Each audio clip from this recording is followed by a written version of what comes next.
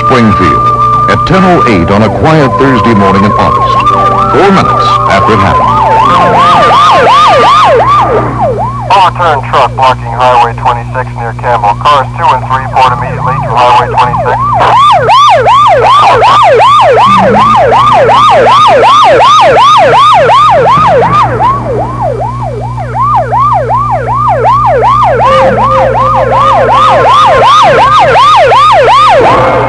The accident made quite a mess, but it could have been a lot worse. There was no fire at least, and no other vehicles were involved.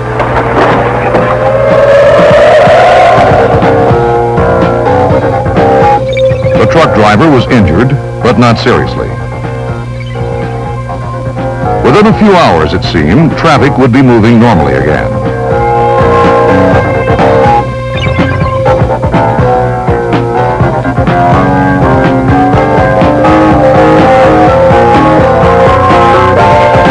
It wasn't until Ed Perkins passed out that anyone realized Springfield might have something serious on its hands. 11:47 a.m., 300 miles away. General Samuels, area commander, receives an urgent request for Army assistance in a chemical emergency involving a commercial carrier under government contract. This set in motion the complex and coordinated procedure known as a chemical accident response.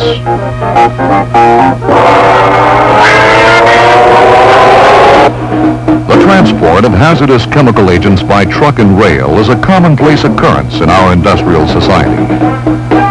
Whenever potentially dangerous military chemical agents or munitions are shipped, not only are all civil safety regulations observed, but the shipments are accompanied by specially trained technical escort teams. Each team member is an expert on the agent being transported, on detection and sealing of leaks, decontamination, first aid, firefighting, and other emergency procedures. Technical escort teams accompany hazardous cargo by all modes of transportation to ensure the highest degree of safety and security possible. They assume responsibility for the cargo on a 24-hour-a-day basis, from the point of departure until the cargo is delivered to the receiver. However, enormous quantities of hazardous commercial chemicals are transported throughout the nation every day without technical escort of any kind. Acids, corrosives, insecticides, explosive petroleum products, more than 200,000 bulk shipments a day. 1 out of every 10 trucks on the road carries a potentially dangerous substance, and in an average year, these trucks have a total of over 3,000 accidents. Even freight trains average more than 1 accident a week. In a recent 5-year period, 41 communities have had to be evacuated because of rail cargo accidents. By definition, accidents are not predictable. They can happen anywhere, anytime. It's extremely important that they be handled swiftly and knowledgeably so that civilian and military casualties are kept to a minimum. Though off-post accidents are not normally within Army jurisdiction, local authorities unable to deal with such emergencies frequently request Army resources and expertise to avert possible catastrophe. Drake? Samuels here. There's been an accident near Springfield. Once Army involvement has been authorized, the area commander's first action is to designate a general officer as the on-scene commander. Help them. I want you to take personal charge. What kind of chemical is involved? We'll put the CAECO emergency plan into operation. General Drake, whose post is less than 10 miles from the accident site, has been chosen. Good morning, Colonel. Good morning, General. Colonel Franklin, who has the necessary background in chemical material handling, will function as the Chemical Accident Incident Control Officer, or CAECO. Army assistance has been requested. The Department of the Army has granted approval to respond to this emergency. As direct representative of the commander, the CAECO must be qualified by experience or special training in chemical accident control. Aided by an assistant and necessary operations personnel, the CAECO's immediate task will be to assemble a staff of emergency teams needed at the accident site. The first team to be summoned is normally the Explosive Ordnance Disposal Detachment. EOD detachments are located throughout the continental United States. Control detachments provide administrative supervision over the various field detachments. When a report of a chemical accident is received, it is immediately assigned for action to the field unit nearest the site. Highly trained in dealing with emergency situations, the EOD team is ready to move out on short notice. Usually the first trained personnel on the scene, they are responsible for evaluating the accident and advising the CACO on the extent of the hazards.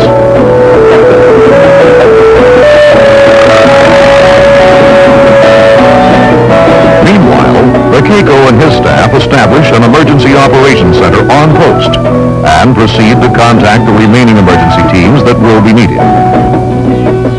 These include CDR, a versatile, specially equipped team capable of detecting and identifying chemical agents, determining the extent of the hazards, and marking contaminated areas. Decontamination of limited areas can also be handled by this team. But in a case where a large area is involved, a decontamination team is advisable. Its responsibility is to provide decontamination of personnel, equipment, structures, and land surfaces which have been exposed to the agent. All team members have training similar to the CBR team, but with emphasis on decontamination. Their equipment may include portable and power-driven decontaminating apparatuses, water trailers, and buckets, but will always provide a large area capability. The CACO will normally have an engineer team at his disposal as well. Equipped with water carriers, road scrapers, and other heavy equipment, this team is typically used to remove contaminated earth or dig drainage ditches where needed. The team leader works closely with the CACO to advise on equipment requirements and availability. A medical team consisting of doctors and corpsmen is among the first supporting teams to be contacted by the CACO. Capable of moving with equipment on short notice, its prime function is to advise on health hazards and render emergency medical treatment at the scene of the accident. Where requested in off-post incidents, the Provost Marshal will establish liaison with civil law enforcement officials to assist with security, traffic control, and evacuation. Depending on the needs and capabilities of local authorities, the military police can be of great value in an emergency situation. Proper communications at the accident site are all important. With responsibility for recommending and establishing communication facilities, the signal officer and communications team play a crucial role with any off-post chemical accident. An information officer is needed on the CACO staff to manage news operations. His primary task is to control the flow of information in order to prevent confusion and panic. In the case of off-post incidents, the advice of a military lawyer is essential. This representative of the Staff Judge Advocate's Office advises the CACO on proper procedures where contact with civilians or private property may be concerned. To avoid confusion at the accident site, all the emergency teams are ordered to report to a designated assembly area first, and not directly to the accident site. Meanwhile, at the assembly area, all the emergency teams notified by the CACO have now arrived. A well-chosen assembly area should be large enough to handle all team vehicles without congesting traffic in the vicinity. It should also have enough room for a helipad. The assembly area can be used for last-minute equipment and vehicle checks, to verify that everyone is present, and most important, as a final briefing point.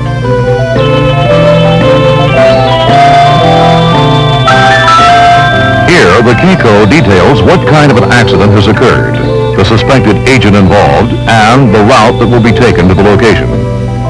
At this time, he also presents his plan for the organization of the command post, the positions each emergency team will occupy at the site.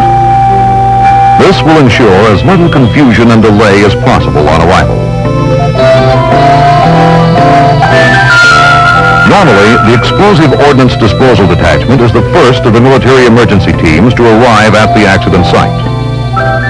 Although chemical company officials are still on their way, they have informed the police that the drums contain a potentially explosive industrial agent, the fumes of which are highly toxic. A check of chemical characteristics with Chemtrek, chemical company officials, and reference manuals indicates that the agent is also volatile enough to create a serious downwind vapor hazard. Until the extent of the hazard is known, the team leader immediately requests police to set up a 450-meter radius of exclusion around the site and a 2-kilometer exclusion area downwind of it.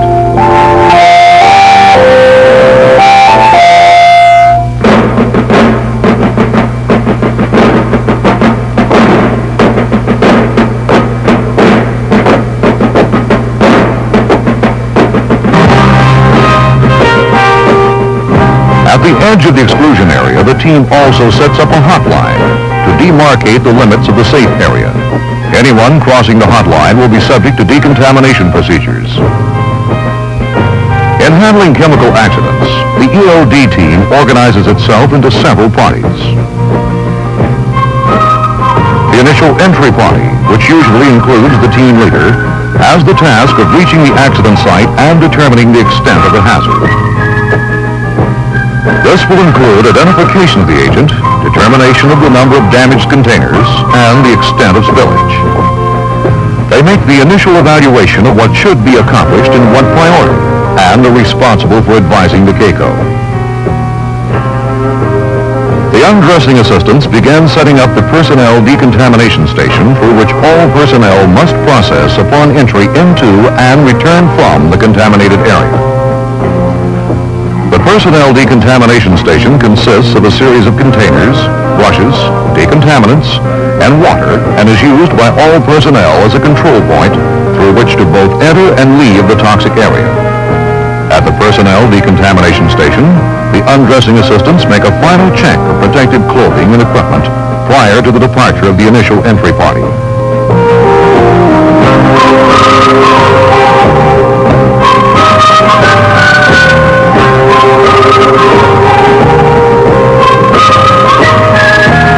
Near the accident site, this party establishes an on-site shuffle pit consisting of a mixture of earth and supertropical bleach. This mixture will reduce the spread of contamination with the feet.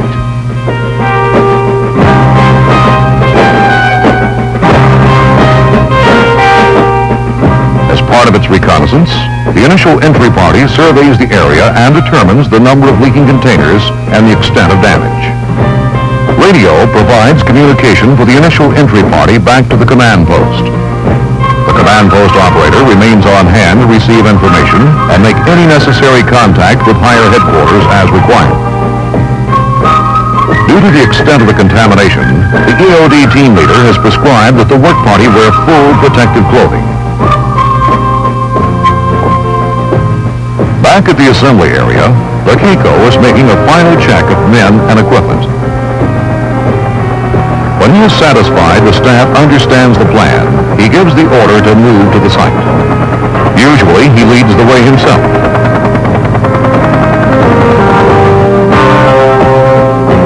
At the site, the initial entry party has completed its evaluation. The team leader calls back to the command post to summon the work party, detailing the equipment they will need to begin cleanup operations. Now fully dressed in protective clothing, the work party moves out to the accident site with its tools and equipment. Based on his estimate of total spillage, the team leader also gives the command post operator enough data to calculate the downwind hazard area. This can be determined with good accuracy with the M2 calculator, which takes into account gas concentrations, negligible risk dosage, temperature gradient, and wind speed variables.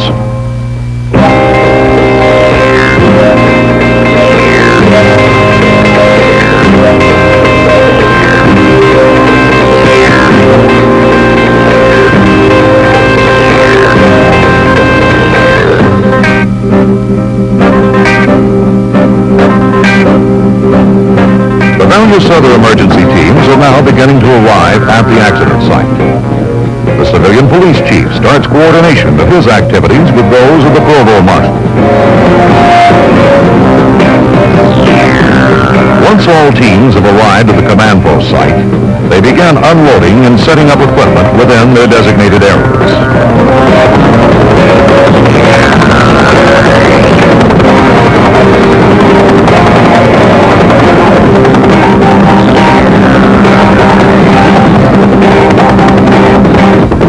signal officer and his staff immediately began setting up phone lines. At a site like this, initial communications may be by commercial telephone, with lines held open for extended periods. In more remote areas, communications possibilities may include aircraft or vehicular radios, Mars or mobile radio teletype teams. Having conducted an aerial reconnaissance of the accident site, the CACO and his assistant arrive on the scene to take charge of operations there. While he consults with representatives from the chemical company, his emergency teams continue to set up according to plan in the designated command post area. The provost marshal initiates coordination with the local police. Depending on the situation, additional emergency teams may be required to handle such things as air transport, illumination for night operations, and food supply. As soon as he processes through the personnel decontamination station, the EOD team leader briefs the CACO on the situation. This includes an estimate of the degree of hazard, what the downwind exclusion area has been calculated to be, and any other recommendations which may be appropriate. Leak sealing of the ruptured drums, which still contain some of the chemical material, is accomplished by the EOD work party with plaster of Paris bandages.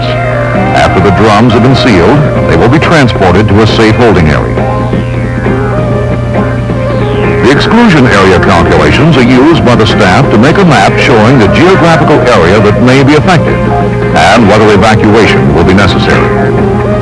With assurances that the explosive hazards have now been eliminated, the CACO orders the CBR team into action.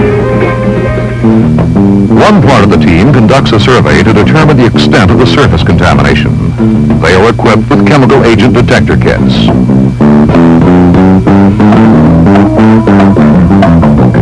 Another part of the team is cordoning off the contaminated area and marking its limits with chemical agent hazard markers.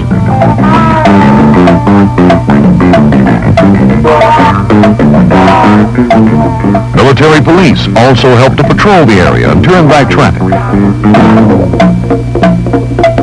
Another task is the temporary evacuation of several homes that lie in the calculated downwind hazard area. Newsmen have begun to appear on the scene demanding information. The CACO, however, refers them to the information officer, explaining that he is the only person authorized to brief media representatives. A designated information post is important to reduce the confusion and distraction caused when newsmen wander through, questioning emergency teams indiscriminately. The idea is not to withhold information, but to channel it through one clear source. In the event of a serious emergency, newsmen can provide valuable assistance by informing the public of safety measures and cutting off dangerous rumors. Coordination with local medical facilities is important, and they should always be provided with advance information on the kind and number of casualties which might be expected and the agent involved. In off-post emergencies of this kind, the legal officer usually remains on the scene. His advice is essential in matters relating to military authority and possible claims against the government. After concluding their survey, the CBR team reports to the CACO that all areas of contamination have been located and marked. The provost marshal confirms that all hazardous areas are fully evacuated and closed to access. The situation is under control. The only major task still remaining is decontamination. As directed by the CACO, the CBR and decontamination team leaders now work out an efficient plan for eliminating the remaining hazards. The plan details the equipment needed, types of decontaminants to be used, and methods of employment. On approval by the CACO, the plan is converted into action. First, the larger puddles of chemical agent are absorbed with vermiculite. This is then shoveled into drums, which will be sealed and removed. Other members of the team use M11 portable decontaminating apparatuses to spray the wrecked vehicle with a neutralizing solution.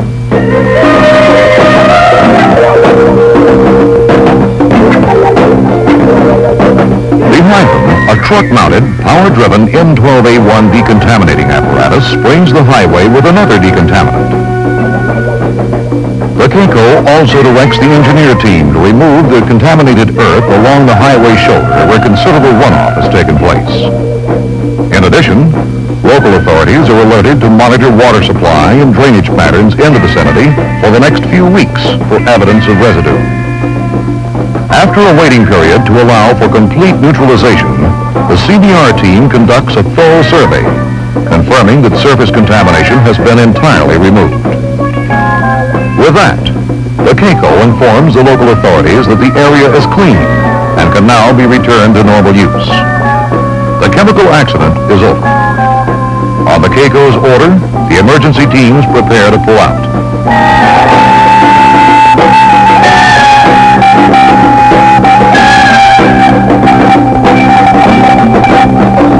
In his last official act in the capacity of CAECO, Colonel Franklin informed the Emergency Operations Center that his task has been successfully completed. Unfortunately, chemical accidents will continue to happen. Each will produce a unique situation, calling for a specially tailored response. In some cases, more emergency teams may be needed. In others, fewer will be required. More important is that there will be an overall plan in readiness, a well-planned command response to eliminate the hazards and minimize the effects, whether it be in a military or civilian context. We've seen how a capable chemical accident incident control officer, coordinating the many emergency teams at his disposal, efficiently handled a situation that could have been much more disastrous for Springfield. Because of this successful cooperative effort, few would guess what had happened here only a few hours before. Even the people of Springfield will probably forget all about it in a few days. And that's the happiest ending a chemical accident can have.